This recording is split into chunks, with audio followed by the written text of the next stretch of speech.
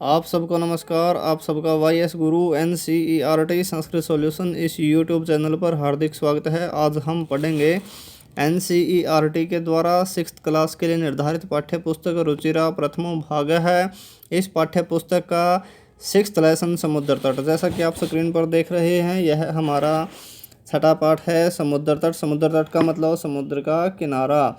तो इस पाठ में भारत के जितने भी समुद्री किनारे हैं उनकी विशेषताओं का वर्णन किया गया है। कौन से किनारा किस कार्य के लिए प्रसिद्ध है और समुद्र तट का अनुभव कैसा है, जैसा कि आप चित्र में देख रहे हैं। अभी हम इस पाठ का एक एक वर्ड मीनिंग करेंगे। तो यह हमारा पाठ है, तो आइए देखते हैं। इस पाठ का दूसरा भाग अगले पेज पर है। अब हम एक एक वर्ड मीनिंग करेंगे। तो छात्र अपनी कॉपी पेन लेकर साथ में एक एक वर्ड मीनिंग इस पाठ के लिखते रहें। हम बोलते रहेंगे और समझते रहें। सबसे पहले हमारा पाठ शुरू होता है ऐसा है, यह समुद्र तट है। समुद्र तट है यानी कि यहाँ पर हमारी पहली लाइन पूरी हो गई। यह समुद्र तट है। इसके बाद अत्र मीन्स यहाँ पर जनाहा लोग पर्यटन या भ्रमण के लिए आगसंती आते हैं। यहाँ पर लोग भ्रमण के लिए आते हैं। यहाँ पर हमारी दूसरी लाइन हो गई। इसके बाद है केचन, कुछ लोग तरंगई लहरों के साथ क्रीडंती खेलते हैं। कुछ लोग लहरों के साथ खेलते हैं, खेल रहे हैं या खेलते हैं, एक ही बात है। तो यहाँ पर हमारी तीसरी लाइन हो गई।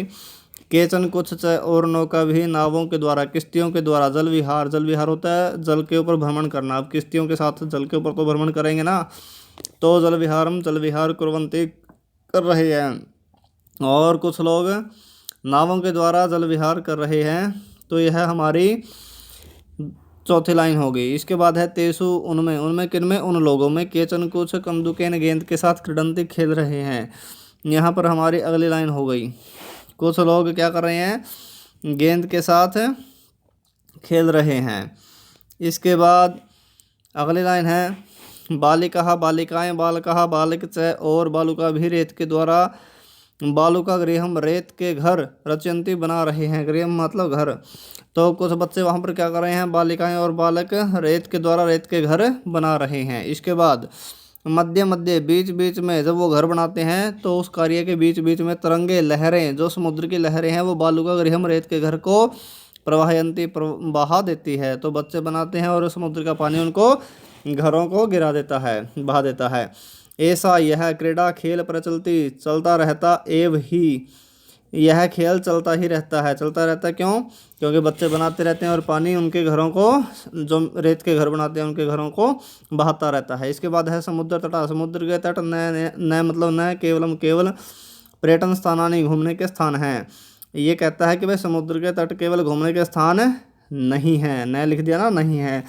और क्या होता है वहाँ पर? देखिए अत्र, यहाँ पर मत्स्य जीवन है, मछुआरे। अपि भी स्व, अपनी जीविका को, जीविका होता है रोजगार को, चालियंती चलाते हैं।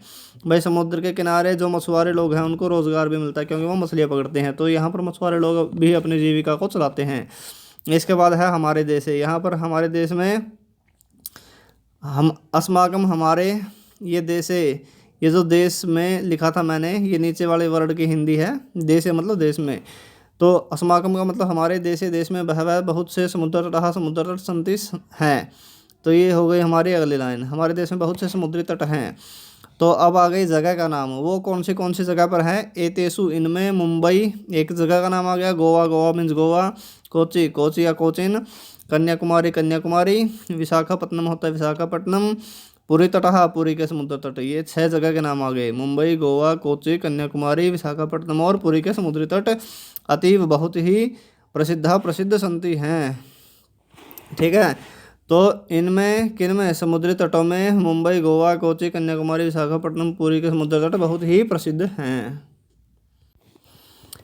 अब यहाँ पर देखिए, अब उन जगह की विशेषता बताएगा ये। गोवा तट है। गोवा का समुद्री तट, तट मीन्स किनारा। कौन सा किनारा? समुद्र का किनारा है, समुद्री तट कह सकते हैं हम इसको। ठीक है। गोवा का समुद्री तट विदेशी पर्यटकों के लिए, पर्यटक कौन से होते हैं? जो घूमने वाले आते हैं दूसरे देश से। विदेशी पर्यटकों को या के लिए सर्वाधिकम रोचते, सबसे अधिक रोचते मीन्स पसंद है। तो गोवा का जो हमारा समुद्री तट है वो क्या है? विदेशी पर्यटकों को सबसे अधिक पसंद है। इसके बाद विशाखापट्टनम तट है। विशाखापट्टनम का जो समुद्री तट है वैदेशिक व्यापार है, वैदेशिक का मतलब विदेशी व्यापार है, व्यापार के लिए प्रसिद्ध है, प्रसिद्ध है, यहाँ पर प्रसिद्ध है, दो बिंदी आएगी। तो ये विशाखापट्टनम की विशेषता है, वहाँ पर विदेशी व्यापार ज़्यादा होता है। इसके बाद कोची तट है, जो कोचिन का समुद्री तट है, नारिकेल फलेभ्य है, नारिकेल का मतलब नारियल फलेभ्य फलों के लिए। कोची का समुद्री तट नारियल के फलों के लिए जाना जाता है, ज्ञायते मीन्स जाना जाता है। ये हमारी अगली लाइन हो गई। इसके बाद मुंबई नगर से, मुंबई नगर के जुहू तट है, जुहू तट पर, ये जगह का नाम है समुद्री तट का, जुहू तट। मुंबई नगर के जुहू तट पर सर्वे सभी जना लोग स्वयं अपनी इच्छानुसार विहरंती विहार करते हैं, भ्रमण करते हैं। ठीक है, तो ये आ गया, यहाँ तक हमारी लाइन हो गई पूरी। वह मुंबई नगर के जुहू तट पर सभी लोग अपने इच्छानुसार भ्रमण करते हैं। इसके बाद चेन्नई नगर से, चेन्नई नगर का, नगर से मतलब नगर का, चेन्नई नगर का मेरीना तट, ये जगह का नाम आ गया मेरीना। ठीक है, मेरीना का समुद्र, चेन्नई नगर का मेरीना तट देशस्य, देश के सागर तटेषु, समुद्री तटों में दीर्घतम है, सबसे बड़ा है। जो चेन्नई नगर का मेरीना तट देश के समुद्री तटों में सबसे बड़ा है। भारत से, भारत की तीसरीसु, 3 दिशासु, दिशाओं में, समुद्र तटहा, समुद्री किनारे। यहाँ से अगली लाइन शुरू होती है, भारत के 3 दिशाओं में समुद्री किनारे संति है। यहाँ तक लाइन पूरी हो गई। ठीक है, इसके बाद अस्मात् एव, अस्मात् इस, एव ही, कारणात् कारण से, इस ही कारण से भारत देश है, भारत देश प्रायद्वीप है, प्रायद्वीप इति ऐसा कथ्यते कहा जाता है। प्रायद्वीप मतलब एक टापू की तरह था भारत देश, क्योंकि 3 तरह से तो 3 दिशाओं से तो क्या हो गया, समुद्र से घिरा हो गया, तो इसलिए भारत को एक द्वीप कहते थे, प्रायद्वीप, कि भाई तो भारत तो क्या है, एक द्वीप की तरह है, क्योंकि 3 दिशाओं से इसके क्या लगते हैं, समुद्र लगते हैं। इस ही कारण से भारत देश प्रायद्वीप ऐसा कहा जाता है। इसके बाद पूर्व दिशायाम, पूर्व दिशा में बंगोपसागर है, बंगोपसागर होता है बंगाल की खाड़ी। हिस्ट्री में आप पढ़ते हैं, सामाजिक विज्ञान में मैप भरते हुए, तो पूर्व दिशा में क्या है, बंगाल की खाड़ी है। दक्षिण दिशा में, दक्षिण दिशायाम, दक्षिण दिशा में हिंद महासागर है, हिंद महासागर है। पश्चिम दिशायाम, पश्चिम दिशा में चय और अरब सागर है, अरब सागर अस्थि है। तो पूर्व दिशा में क्या है, बंगाल की खाड़ी है, दक्षिण दिशा में हिंद महासागर है, पश्चिम दिशा में अरब सागर है। तो 3 दिशाएं होगी ना, 3 दिशाओं से गिर गया। एतेषाम, इन त्रयाणाम, तीनों का, अपि भी, सागराणाम, सागरों का, संगम है, संगम कन्याकुमारी, कन्याकुमारी के तटे, तट पर, कन्याकुमारी के तट पर भवती होता है। तो ये जो तीनों समुद्र है ये कहाँ पर आकर मिलते हैं, इन तीनों सागरों का संगम भी कन्याकुमारी के समुद्री तट पर होता है, वहाँ पर तीनों सागर मिल जाते हैं।